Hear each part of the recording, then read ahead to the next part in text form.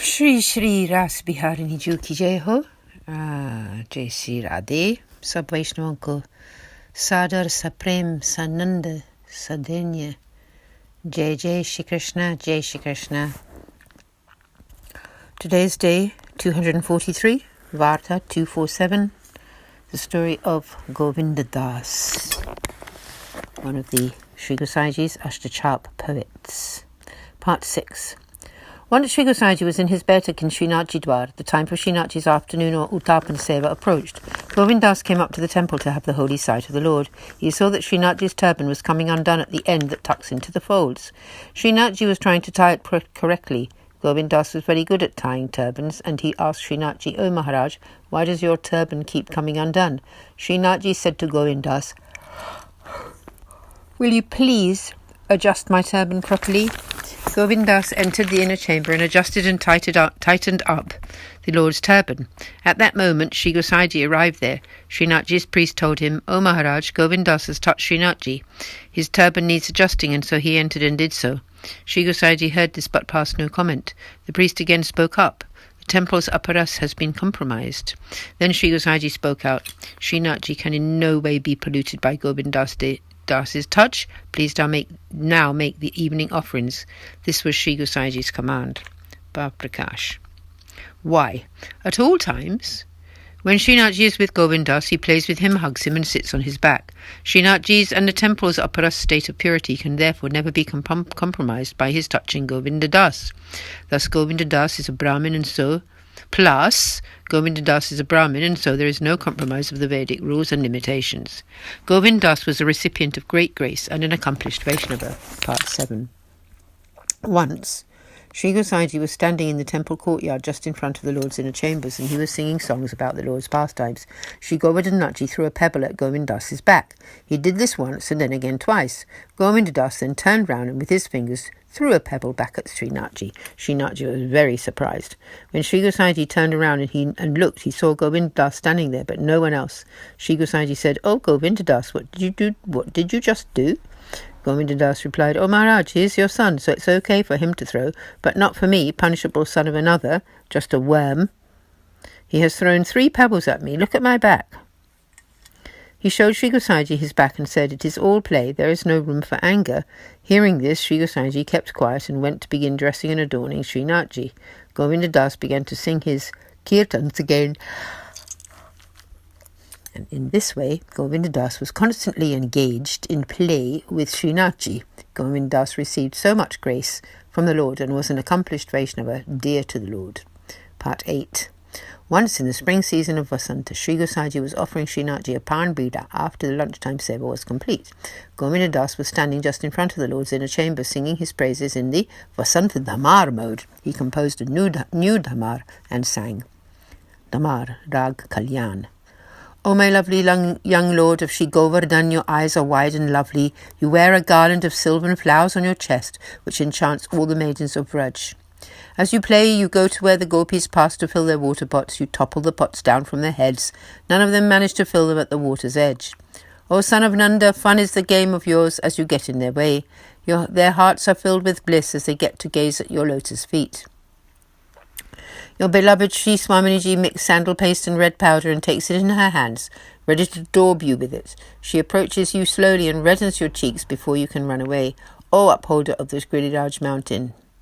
He sang these 3 verses, and then fell quiet. He found himself unable to continue. Sri Gosaiji asked him, "O Govind Das, why are you not singing the rest of the Dhamar?" He replied, "O Maharaj, the Dhamar has run away, and my mind has got stuck." He had written these words, "Achakaya ke baja giridar gala lagai." He has run off, and so my train of thought has stopped right there. "O Maharaj, he has run away, so how can there be any more to describe?" Sri Gosaiji was very pleased by his words. He offered the nighttime arati to Srinathji and settled him down to rest. Then he came down from the mountain. One line of the Dhamar composition needed to be completed, and Sri Gosaiji did so. He wrote, "In this way the lad Krishna played holy with the Vraja ladies." The poet Jana Govinda now sings, "I surrender to the beauteous form of Sri Krishna, upholder of the Sri Giriraj mountain, the lovely lad." So great was the grace upon Govind Das. Then again, in the winter season, Sri Gosaiji was in Srinathji Dwar.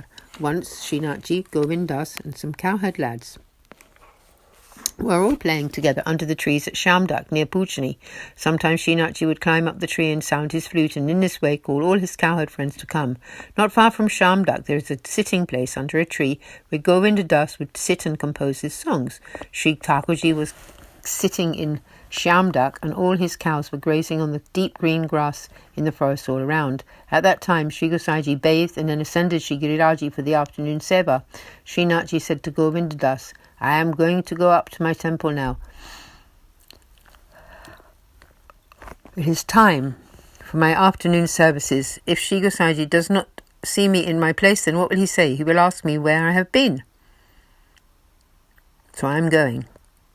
Having said this to Govinda Das, he quickly jumped down from the tree. The skirt of the cotton-padded bundi he was wearing got caught in a tree branch. The torn piece of cloth was stuck on that tree branch. Srinathji was not aware of this, but from far away Govinda Das saw that Srinathji's garment was torn and that the cloth had stuck to the tree. Srinathji arrived in his temple and sat on his throne. Sri Gosaiji entered and began to make the afternoon services. When he came to the inner chamber to refill Srinathji's water pot, then he saw that the Lord's padded garment was torn. He changed the water pot and made the Uttapan Seva offerings. Sri Gosaiji summoned Rupa Porya, the door guard, and asked him, "O Rupa, did someone come here?" Rupa replied, "Oh Maharaj, no one came here at all." Sri Gosaiji stayed silent. When the Uttapan offerings had been accepted back as prasad, Sri Gosaiji descended from Sri Giriraji and went to sit in his betak. He told the priest to perform the Sandhya Arti. "Please complete the evening seva. Do not wait for me." When Vaishnavas came to see him, he spoke to no one. Govinda Das arrived there and asked him, "Oh Maharaj, why are you out of sorts?" Sri Gosaiji replied, "It's nothing." Govinda Das insisted, "No Maharaj, something must be troubling you. You should tell me." Sri Gosaiji spoke up. "The skirt of Srinathji's garment is torn. I don't know how this offence has been caused." Sri Govind Das just laughed and said, "Oh Maharaj, please do not be unhappy about this. Do you not know what lads are like? Your lad was sitting in the tree.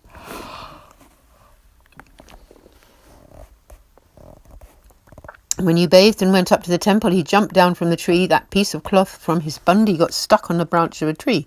Oh Maharaj, you have come with me. Come with me and I will show you." Sri Gosaiji linked arms with Govinda Das and they went off towards Punchari. They took no one with them. When they reached that tree, Sri Gosaiji looked up and saw the torn piece of cloth dangling there. Sri Gosaiji reached up for it and took it in his hands. Then he walked towards Apsara Kund. He bathed there and went up to the temple. He took that piece of cloth and put it onto Srinathji's garment, and it matched. Sri Gosaiji was very pleased with Govinda Das.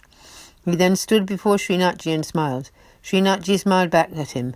Sri Gosaiji performed the night-time arti and completed the day's seva, and then came to sit down in his betak.